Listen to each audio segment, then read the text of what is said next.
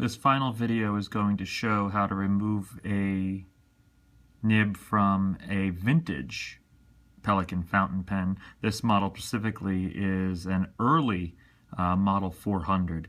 You can tell that it's an early 400 tortoise because if you look here at the band around the base of the cap, there is no engraving, and that was the case with the early editions of this pen.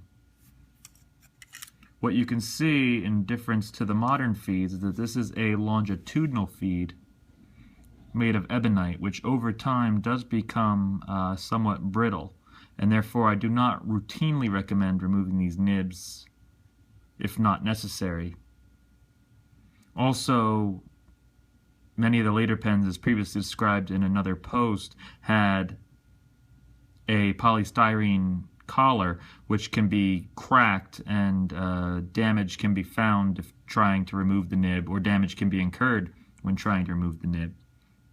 Pelikan themselves had a special tool for removing these nibs, which is now obviously unavailable. What I like to do with these is protect these longitudinal fins at all cost.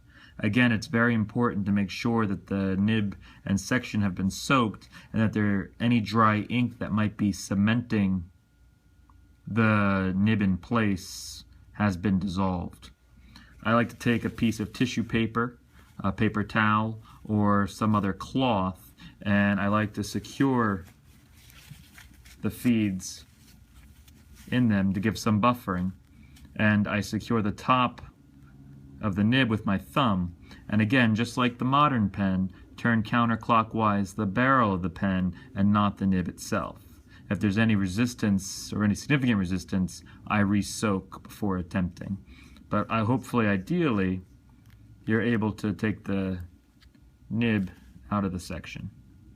And then I employ the same technique for reinsertion.